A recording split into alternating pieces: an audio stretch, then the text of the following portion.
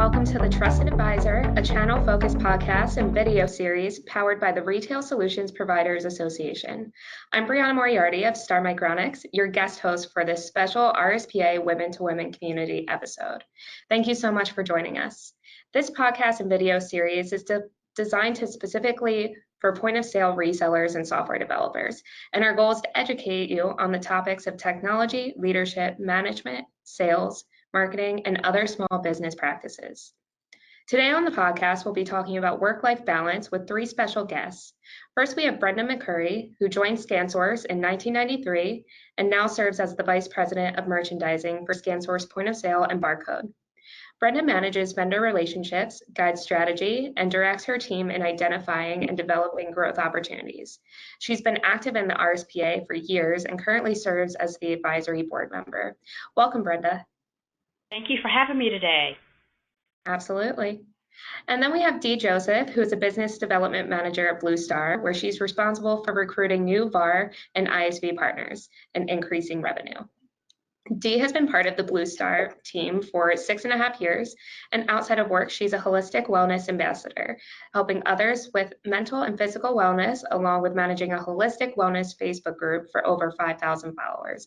Good to see you, Dee. Thank you for including me in this conversation. Sure thing. And then lastly, we have Michelle Johnson, who's an executive management coordinator for VAR Pinnacle Hospitality Systems in Fort Lauderdale, Florida. MJ's responsibilities include recruiting, sales administration, event coordination, and marketing. MJ is a member of the RSPA Women to Women community. Glad to have you with us. Hi, thanks. I'm glad to be here. All right. Well, again, ladies, thank you all for joining. And before we dive into our conversation, because I'm sure there's a lot to discuss about work-life balance and what that means for different people, can each of you kind of describe to us the balance of your life with work and what kind of responsibilities you currently have outside of work? Brenda, if you'd like to start. Sure. So outside of work, I have 3 wonderful children and 4 beautiful grandchildren. And so I try to be there to support my kids and my grandchildren. And then I have aging parents that I'm trying to also help take care of. Definitely sounds like you have a lot on your plate. And Dee, how about yourself? So I'm married and I have 4 children. My oldest is my stepson. He's 17. I have a 9-year-old daughter, a 5-year-old boy, and a 2.5-year-old boy. And as you mentioned in the intro, I also kind of have a passion for holistic living. So I run a Facebook community, just kind of sharing tips of life on the go and living healthy. Yeah, I can imagine that keeps you really busy, not just your job and your kids, but kind of your side hustle as well. MJ, what do you kind of have going on outside of work? Outside of work, I'm a single parent. I have an 8-year-old daughter, so she definitely keeps me busy. Between that and just like hobbies and hanging out with my friends, and of course dating comes in. It's a lot to juggle. It sounds like it. Thank you guys for sharing. Kind of opposite of you guys, I do not have kids. I'm not married. So a lot of people look at work-life balance a lot differently for me versus some working moms. But let's get into some of the challenges that you guys are currently facing, being working moms and, having that responsibility on your plate. So MJ, what are some of the challenges that you face in trying to maintain that work-life balance? Well, a few things come up. Sometimes, obviously there's things like school related. My daughter has homework in the afternoons. Sometimes there's school events. Like last night, there was an academic night where you go and meet with the teacher and things like that. But then sometimes my, home life gets kind of interrupted from work events as well. So it's usually like a give and take there. A lot of pre-planning goes into work to keep a good schedule. But, I feel like we're doing a pretty good job with it. That's great. And Dee, how about yourself? What are some of the challenges that you find trying to balance your work life and your home life? Well, so time is very valuable. We just kind of have to make the most of the time that we spend together, evenings, weekends, and, even lunch hours, trying to catch up on lost time and run errands and things like that. So really trying to find where those nooks and crannies are to kind of fit in not only time for my family and the kind of logistics of running a household, but me time, right? So things that are healthy and happy for me to keep me kind of even keel. Right. I really like that you mentioned that, not just the responsibilities that you have of your family, but kind of your me time. That's definitely something I relate to. If I don't get my time in the gym outside of work, then I might not be as productive in the office. So yeah, I think that all goes along with the work-life balance. And Brenda, how about yourself? What are some of the challenges that you're facing? Yeah, I think for me, I travel a lot with my job, and so trying to balance, the travel with my family time and my downtime. I too think downtime is very important, and I have to schedule that to keep that on track because the days kind of get by with busyness, and so another big area I think for me too is being able to put my phone down. And, we're so connected in the world today, and knowing that there's a point in the time during the day that I have to just turn it off and walk away and focus on some rest and relaxation. Yes, that's very important. And I don't think it's something that many people can do. I mean, especially those my age, we get such a separation anxiety from our phones, right? But I love what you mentioned about scheduling in time to relax. Is that something that you are actively putting in your calendar, or is it just something that you're kind of mindful of when you get home from a long day of work and dealing with your kids and maybe your parents and other responsibilities, just being mindful of that responsibility, or is it something you're actively scheduling? So I actually actively have to schedule it, right? So every day is different. No day is the same. And so I am really trying to, at 8 o'clock every night, put my phone down and really just focus on some downtime. And I have a little puppy, so I take care of him. And it's a time for me just to turn off and relax. So it is something that I am consciously trying to schedule. Now, not every day, that doesn't happen every day, but I try to level set every day and try to make that happen. Right, right. So I think generationally, excuse me, we all kind of tend to consider work-life balance as something different. So you can definitely see some variation here in the amount of time we've been in our roles or in the industry. So Brenda, how do you view work-life balance, and what does that mean to you versus maybe what you hear from some of your younger colleagues? So for me, it's about priorities, and it's about what I value. So to me, my faith and my family, and then my work is kind of how I try to keep everything in order. So, I try to focus on my faith and focus on my family and then focus on my job. And so if I can do that, I feel like I keep my happy place and keep my life in balance. And that is something that I've always tried to do. And I don't say that I'm there all the time, but that's really what's important to me. Right. And Dee, what are your thoughts on that? Kind of trying to, find that Yeah. work-life balance as compared to some of your other colleagues that are either further along or not so far along in their careers as you. Yeah, I mean, I agree. I mean, I don't think it's defined by like a 50-50 balance. I don't think it has to be even this and that. And I agree with the priorities. You kind of have to, take it as a personal, what is balance to you and what is a priority to you. And I agree. If you are happy and my kids are happy and my gym, my job and my career are thriving, then that's balance for me, right? And if I feel like I'm going like upstream or I feel like I'm struggling, then I know I'm out of alignment with it. So I have to Right. kind of reassess what's not working and then, readdress it. Yeah. Yeah. MJ, what do you have to add to that? Kind of similar thought. Definitely, you have to have your priorities. And like Dee was saying, as long as like my daughter is happy and healthy, and I'm happy and healthy, like that's a good sign. It's when you start to feel overwhelmed, stressed, that you have to like take a second, and say, oh my gosh, something is going on here. Like, where can I, do something? So like for me, one of the things that I tend to shift as a priority is like housework, like the laundry can wait, if something comes up, like an extra school meeting, or maybe I have to stay a little later, or I have like another event coming up at night after work, something like that. So just being flexible and knowing that it's taken a while, but I finally have sort of come to the realization that it is impossible to do everything. So I just, try to tackle the things that are actually important, and, other things can wait. The dishwasher can be run tomorrow. So, that sort of thing. Yeah, I totally agree. So kind of going off of that, how do you feel that work-life balance in the point of your career has either changed? Has it become harder to maintain as you've become further developed in your career? What are kind of your views on that? And MJ, we can start with you again, if that's okay. Yeah, sure. So I've been with Pinnacle now for a little over 2 years, and I've taken on a lot more responsibility, more projects, and so there are more responsibilities outside of my typical 8 to 5 hours.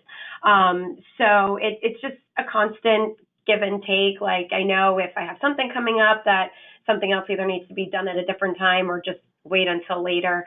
But there has been a change because we do some events like outside, like with other associations and things like that.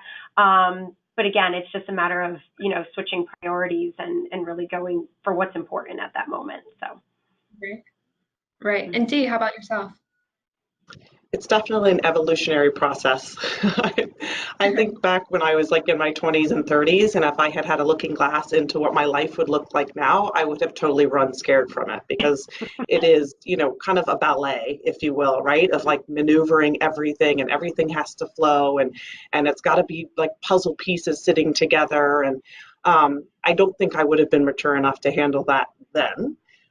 Whereas now, and again, like Brenda said, by no means do I feel like I have it all figured out, but I have more confidence to, set the boundaries, or, say, no, this is a priority, and if you can't be aligned with that, then maybe we're not aligned, So, and that definitely comes with maturity and age, and identifying who I am and who I want to be, not only in the workplace, but to my kids, as far as a role model of my dedication to work and my work ethic and all those types of things that go with it.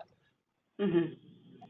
And Brenda, you've been in your role or at ScanSource for quite a while. How have you found your kind of work-life balance evolving in that time frame?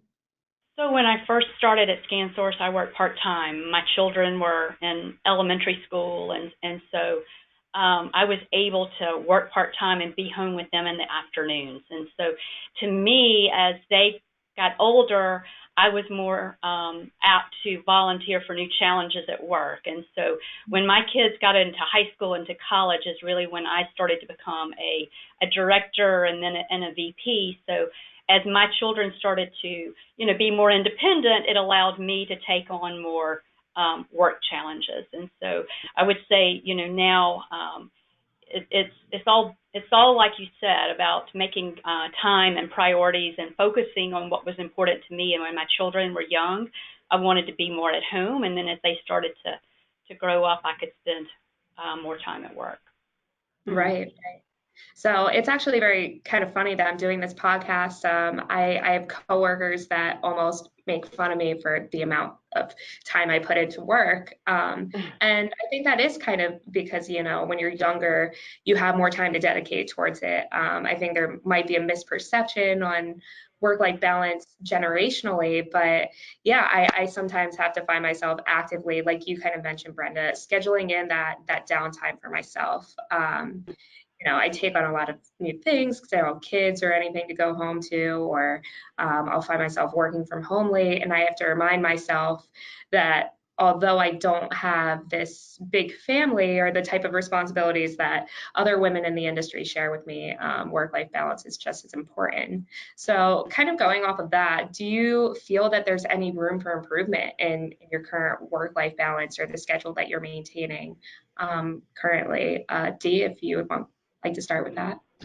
Yeah, there's always room for improvement. And, I would be lying if I said that there wasn't, because, we always learn more from our failures or things that go wrong than when things go right. So not to say that I welcome those moments, but I definitely would say it's evolutionary. I mean, I think that we always have room to, re-examine what we're working with. And as your kids grow and the demands change, and some of my thinking about, like with my travel, is the kids, they all have a different take on it.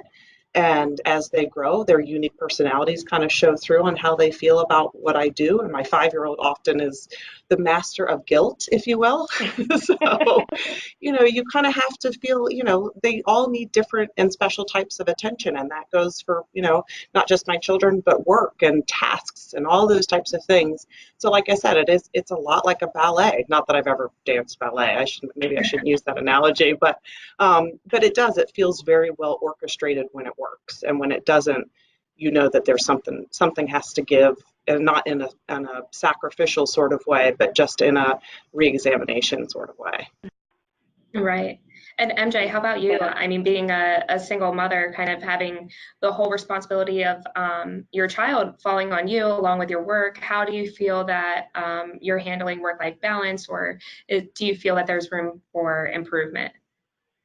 Definitely room for improvement. And to Dee's point, I have danced ballet for pretty much all my life, so it is a coordination. And when it's not coordinated properly, same with the ballet, you know it because you start crashing into each other, or you can feel one priority slipping over another.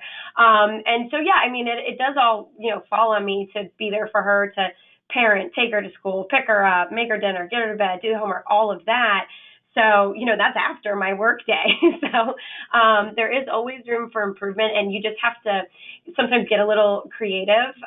So like one of my things, as an example, is I love running. It's my release, it's my therapy, it's all that.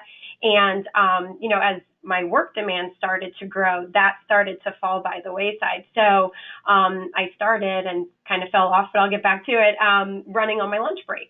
That was free time that I could do it. So I could, eat real quick at my desk afterwards, clean up in the bathroom and all that, and be good to go. So it's, because I still need to sleep at night. So it was a juggle to find, that balance, and it always will be, I think. But, and I think, like, speaking to other people you work with, whether it's women, men, you can learn something from them as well, because somebody else might have, the same, the same struggles that you do. And so just to share that and say, hey, I'm really struggling to do this, you might find somebody you work with who can help. But certainly room for improvement, and you just kind of got to go with it and find what works for you. So. Right. I love the running on your lunch break. I actually often do that myself. It's a whole hour that we so often forget that we have. And yep. Brenda, how about yourself? How do you feel that there might be room for improvement in your work-life balance and kind of the schedule that you're maintaining currently?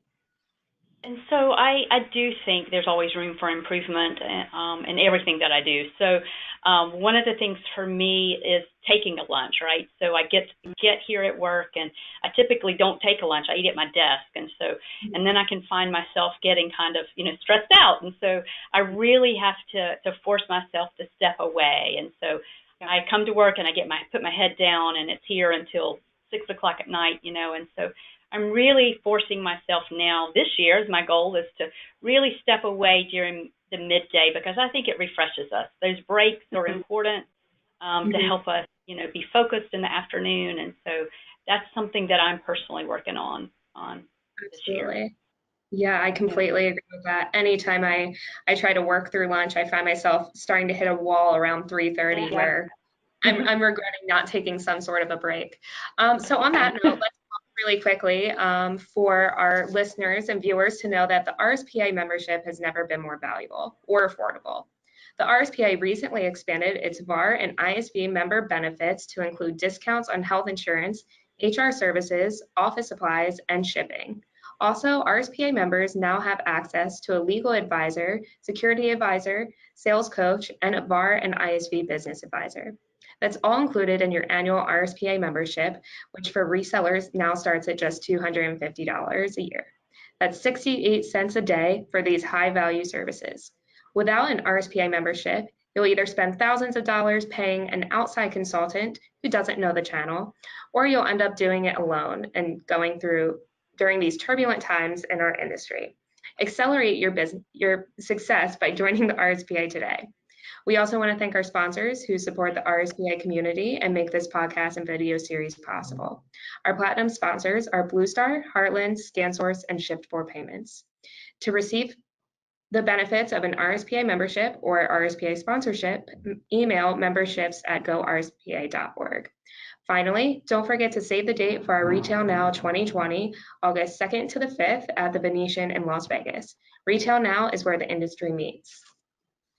All right, ladies. Well, this has been a great conversation so far, and I want to dive in a little bit deeper. So we've kind of talked about each of our different work-life balance schedules and kind of the mantras that we try to repeat to ourselves in order to maintain that work-life balance. But, there's still a company that we work for that has to have the correct culture for you to maintain that work-life balance. So how are the companies that you work for currently accommodating that lifestyle? Brenda, if you would like to get started. Sure. So here at ScanSource, that we really try, our team, our leadership team really tries to focus on wellness programs. So there's lots of, we have 2 gyms, and so you can go work out during lunch before. We have trainers that we can work with. So they're really trying to help us stay healthy and productive. And then there are other lunch and learn classes that they offer with how to deal with stress, how to deal with college tuition or loan payments that you have to pay, or saving for your children to go to college. And so I think ScanSource makes a lot of investments in our employees to really help us be that well-rounded person. And it's up to us as individuals to take advantage of it. And so it's make the most of it, right, by participating in the wellness programs. And another thing I think they're really good about is encouraging for you to take your vacation, right, and really have family time or self-time really to go and recharge and re-energize yourself. That's great. And Dee, what would you say about BlueStar? How are they kind of accommodating your work-life balance? Right. Well, so we have wellness programs as well. I think we do, a lot of our teams will go out. We have twice a day that a lot of them will go out and take a walk, just as we were touching on earlier. Sometimes it's good just to kind of take a break from the spreadsheets and the meetings and the conference meetings. And oftentimes, my managers will tell you that I'm not shy. So if there's a demand, if there's a doctor's appointment, if there's, I pick up a kid early from school, and, communication is key. I mean, if you don't vocalize that you have a need or, a demand on the personal life, you set your boundaries and you say, look, this is a priority for me today. And I think as long as you have trust with, your employer and you have good work ethic, then you're not going to be met with any obstacles. And I haven't found that so far here. Right. And MJ, do you say that you have a similar experience in your company? We do. Everybody here is, a lot of us have children, so there's a sense of understanding. Like, what it's like when your kid just magically gets sick on a day you have 7 meetings scheduled, So everybody is, really accommodating. And it's, like you said, communication is key. If you have a challenge, just speak up and say, here's what it is, here's what I think will be a good solution, and take it from there.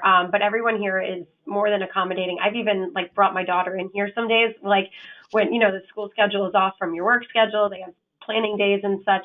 So I brought her in here, and she's, made best friends with everybody around the office. And, she has her little area. She comes and hangs out and colors and stuff. So, it's never like, what can I do? There's always a solution. And I feel like everybody here is, either willing to help out or help me, find a solution to it. So it's yeah, well, that's great. So I think, there's a couple of different layers to it. Obviously, your company and the culture and how they feel about work-life balance. Like you mentioned, having to leave in the middle of the day when your kid suddenly gets sick. But there's a team of people that you're working with too.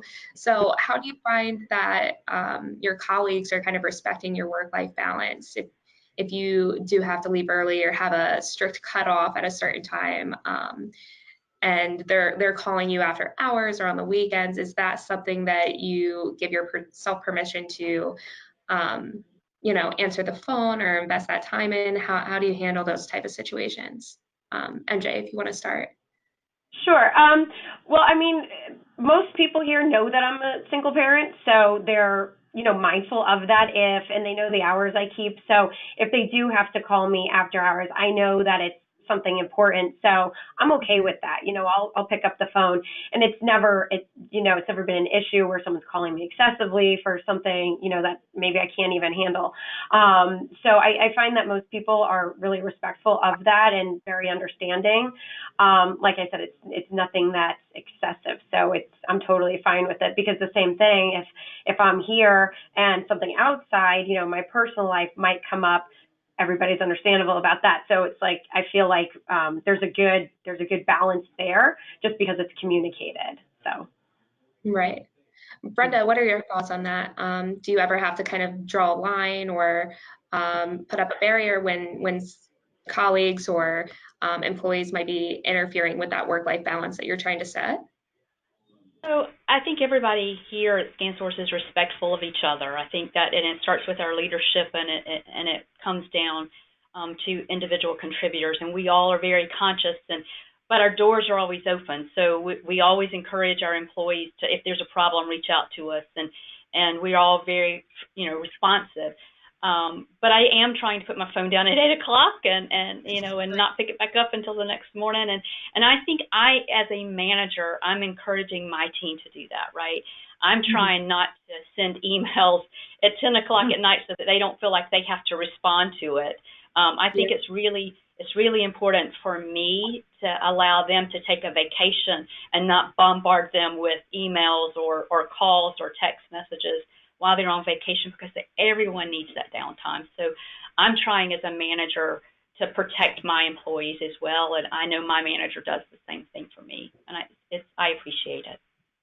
Yeah, I agree with that. I find the same kind of thing going on here at Star, whereas if I have to take time off or take a vacation, I know that I'm not going to be, my phone's not going to be blowing up with urgent requests. I might have some pile up when I get back. But yeah, it's so important to be respectful of everyone's time. And like you mentioned, as a manager, encourage your team to take the time off that they need, instead of wasting a PTO day to be answering emails all day long. Dee, do you have anything to add?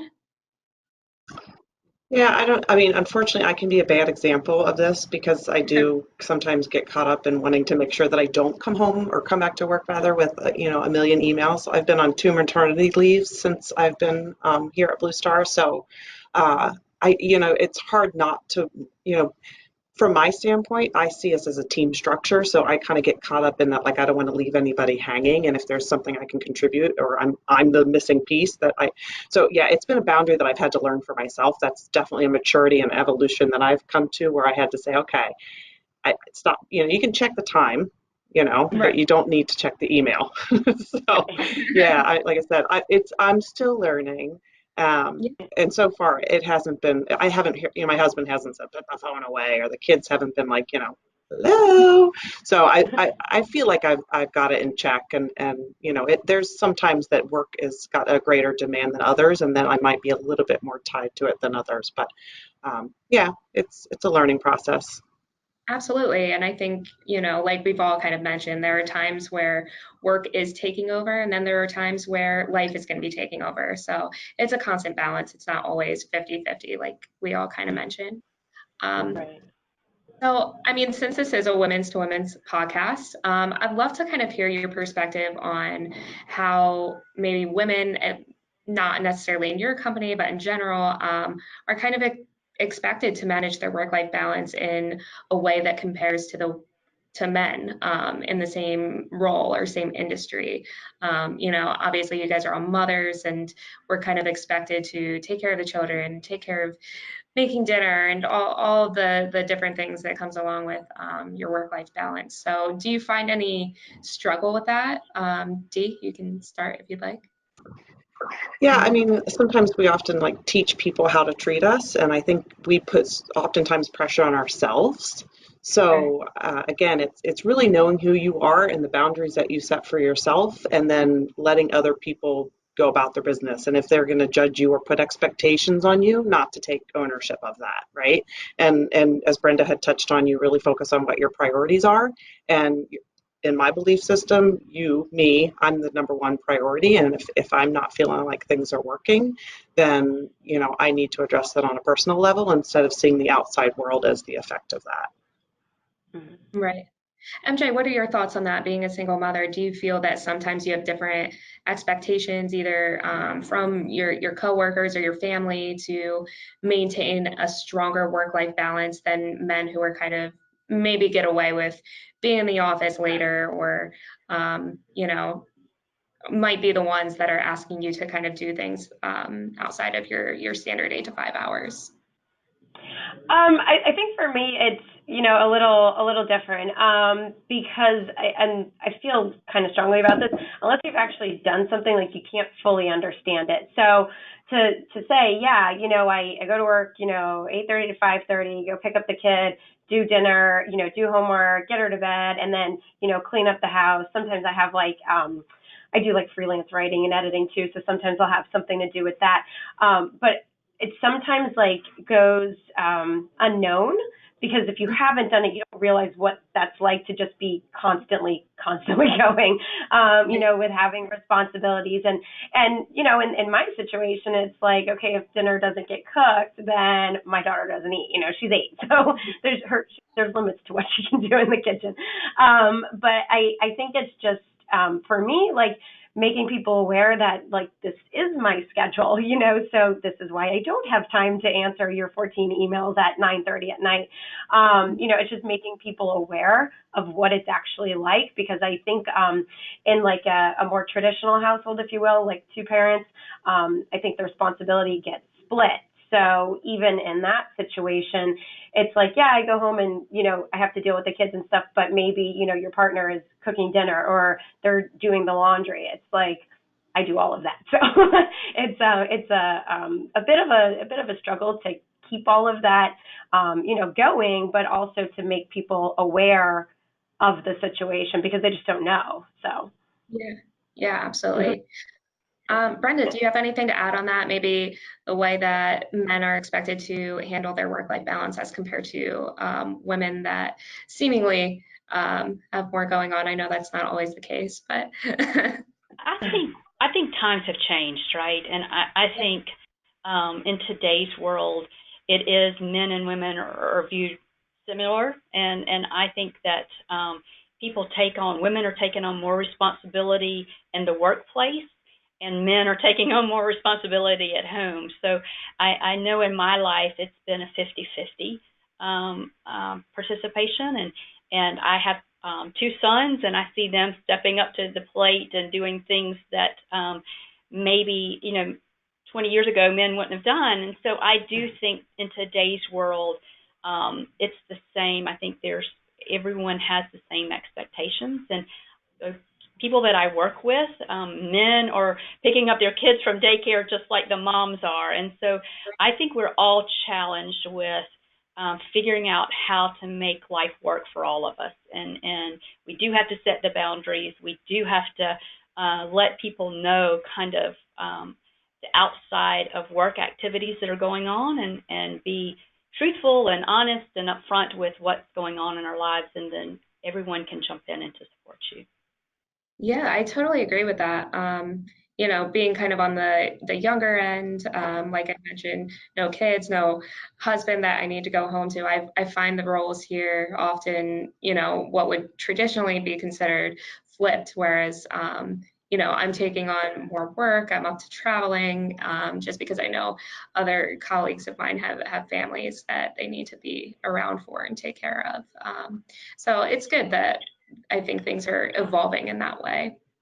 And I know we kind of talked about each of your best practices in keeping up with a good life balance. MJ, you're a runner, and Brenda, you kind of have your rule about putting your phone away, and Dee, you're obviously very into wellness and running your kind of side business that you have going on. But I was wondering if there are any other type of best practices from your experience that you could share with some of our listeners on how to create a more healthy and well-rounded work-life balance. Brenda? Well, there's a couple of things, and I think it's already been said, but learning how to not be a perfectionist at everything, and if the dishes don't get done or if the house doesn't get vacuumed, that's okay. It's more important for me to spend time and sit down and have quality time with my kids and now my grandchildren, and it's not about how anything looks in my house, and so I've had to learn that. I didn't start out that way, and so throughout my life I've had to learn what it's about, setting those priorities, and Right. Also learning to say no. I've had to learn to say now's not a good time for me, and I just can't take that on. And so those are some just practical, simple things that I've been trying to hold true to. Absolutely, and those are all great things for me to apply as a total neat freak and someone that I love to take on more work. So that's really good advice just for me to be hearing. I'm sure a lot of our other listeners. Dee, how about yourself? Do you have any kind of best practices or tips and tricks on how to maintain that healthy work-life balance? Well, so as I kind of touched on before, I think that putting yourself as a priority and making sure that you, as this is your body is your temple, and making sure that you're eating healthy, that you're thinking healthy, that you have healthy practices like the boundaries, healthy relationships, and healthy outlook. I think healthier people manage life better.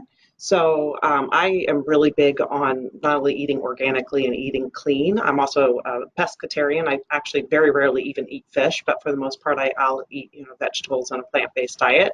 I journal quite a bit. I like to kind of sit down and re-examine my day or examine the day ahead of me, and a lot of that goes into just being grateful. So I have kind of this list of things that I'm grateful for. And as simple as like going up to NRF, I actually spent about 12 years living in the city right out of college. So I have a lot of friends that are still in the city. So the fact that I get to go up there once a year and squeeze in a visit with them, it's travel, but I'm grateful that my company has afforded me that, if you call it a luxury, to kind of squeeze in and see different places.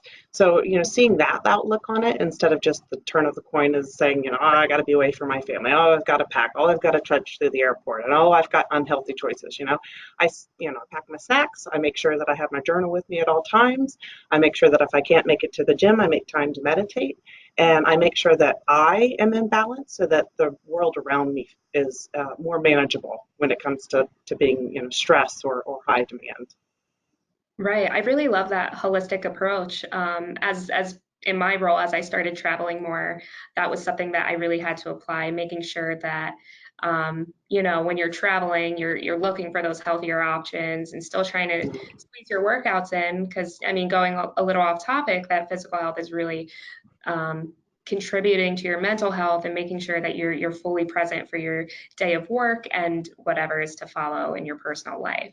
And I love the fact that you mentioned kind of seeing that busy travel schedule as something positive. You might be working, but you get to travel and see new places. So always trying to see the bright side of things, I'm sure is really helpful. And lastly, MJ, what kind of best practices do you have that you can share with our listeners? I've recently learned to start saying no as well. I find that helps, and work in some of that elusive me time that was pretty much non-existent. So, but by saying no to friends or family or whatever, no, I can't go out 4 nights in a row in a week like you can. I've said no, and I've actually made a more conscious effort to sit down, give myself a timeout where I can just, if I want to just watch an hour of TV, that's what I do. So I've been working in things like that a little bit more. I've also been training myself to focus more on the positive and be grateful for the things that are going well. It's been a work in progress. Will probably continue to be, but I feel like the more you focus on the positive aspects of anything, that you're still going to get negative stuff. It's just the way of life, but they don't seem so bad anymore. When your pile of good is this big, your pile of bad seems this big. So that's something that it's I really have to work at, but I feel like it's getting better. So, yeah. That's great. All right. Lastly, I kind of want to end with a question that's often debated. I've heard, it said to be true or not true on a lot of different business or kind of lifestyle podcasts. Do you think that there's even such thing as work-life balance? Do you think that, it's just simply going through the motions of, doing your job and also managing your home life? What are your thoughts on that coined phrase, work-life balance? MJ, do you have any thoughts on that? Yeah, I mean, I don't think it's ever going to be like perfect where you like float through work and meetings are great and you go home and everything's peachy. I think it's just making that effort to recognize when, some aspect of your life, whether it's work or home or kids, whatever it is, when you start to feel the stress of it, that you're able to give yourself that time out and say, hang on, this isn't working, reassess, come up with a better plan and then move forward with that, because that will give you that balance. And I think working in things like Dee was saying, eating right and exercising, it makes all those other things a little bit easier to deal with. So I think it's always going to be, a little give and take and find that balance. But I think if you are, seeing the positive side of it, that it just will become a little bit easier each day. So. Right. And Dee, how about you? Do you think that work-life balance truly exists, or it's just something that we kind of tell ourselves to balance out the craziness of our lives? Yeah, I mean, I think it's very personal, right? Like, what is work-life balance to you? And if you don't think it exists, it probably doesn't for you. It's all about your attitude that you have going into it. And for those who feel that it doesn't exist, I'm sure that they've felt the wrath of that, because if you don't put the effort into creating balance, and like I said, whatever that is for you, if it's a 60-40 or, maybe it is a 50-50, then you're going to suffer for it. And I think that attitude is everything. And attitude of gratitude has kind of been my motto for the year. So, just looking at life and saying, okay, what's working and what's not. So just like MJ said, you got to make shifts. You got to look out for you. And if you subscribe to believing that it's possible, then it will be possible. Right. Yeah, I totally agree.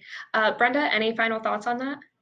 So I think life's going to throw you curveballs. There's going to be twists and turns in your job, in your family, in your activities. There's always going to be something that's going to come up, and how you handle it is up to you. And I think if you stay positive and you stay grateful and you figure out what works for you and how you juggle that, and every day is going to be different. And one season of your life is going to be one way, and another season is going to be something different. And you just have to decide what is happiness for you, what brings you peace and joy, and focus on that. Right. Right. Well, thank you, ladies, so much for the time and the conversation today. I think it was a really important topic to discuss with our listeners amongst this industry that's just ever evolving and always crazy busy. So I've learned a lot and feel very inspired. I hope that everyone else does too. So thank you guys again so much. Thank you. Oh, thank you. All right. Well, we hope that you enjoyed our discussion today. If you did, be sure to subscribe to the RSPA YouTube channel and the Trusted Advisor podcast so you never miss an episode. We'd also appreciate if you'd rate us wherever you find your favorite podcasts. The more stars, the better. And if you'd like to learn more about best practices for VARs and ISVs in the point of sale channel, check out the RSPA blog. You can find it at gorspa.org, then clicking on RSPA blog. Before we go, thanks again to Brenda, Dee, and MJ for sharing their wisdom today. Thanks also to the RSPA Marcom manager, Chris Arnold, for his production work, Joseph McDade for our music, and last but not least, thank you so much for listening. Our goal at the RSPA is to accelerate the success of our members in the point of sale ecosystem by providing knowledge and connections. For more information, please visit our website at gorspa.org. Bye, everyone.